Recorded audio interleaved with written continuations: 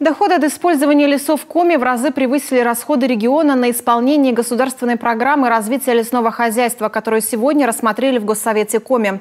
Снизилось количество незаконных вырубок, непрерывно идет процесс лесовосстановления. Но почти 58 тысяч гектаров в этом году пострадало от огня. Есть и другие трудности. Удалось ли обеспечить рациональное лесопользование, охрану и воспроизводство природного ресурса, а также о намеченных планах Ольга Коняева. Лес кормит. Это возобновляемый ресурс – основа экономической стабильности. Доходность лесного хозяйства республики устойчиво растет. Поступление в этом году уже 1 200 000 в региональный и еще больше в федеральный бюджет. В планах еще прирост – не менее 10% ежегодно. Тем временем доходы уже в 3 раза выше, чем расходы. В этом году на финансирование мероприятий по развитию лесного хозяйства уже израсходовано 907 миллионов рублей. Из них 203 миллиона – это республиканский бюджет, остальное – федеральный, потому что лес – это федеральная собственность. Ну и до конца года мы ожидаем освоения средств в сумме 1 150 000 000 рублей. Это большие деньги, и если ими грамотно управлять, то можно получать хороший эффект.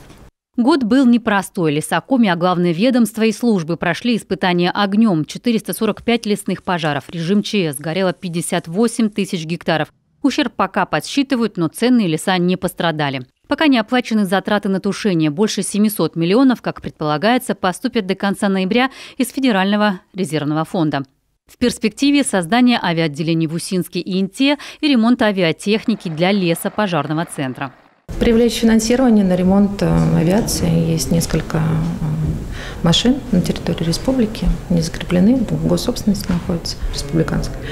Но требующие ремонта невозможно в настоящее время использовать. И вот как раз на ремонт этих машин мы запросили финансирование. За нарушение лесного законодательства ущерб возмещен уже больше 300 миллионов рублей. Как и в прошлом году, это в основном компенсация вреда от загрязнения земель нефтепродуктами. Сокращаются нелегальные вырубки древесины благодаря бдительному надзору лесников и контрольных органов. Выполняются планы по восстановлению лесных богатств. На высоком уровне сложилось исполнение расходов в рамках регионального проекта сохранения лесов. Освоено 73 миллиона рублей или почти 97% от годового объема. В полном объеме реализованы мероприятия по организации приобретения специализированной лесопожарной техники и оборудования. В 2022 году приобретено 8 единиц техники, 3 единицы оборудования на общую сумму более 41 миллиона рублей.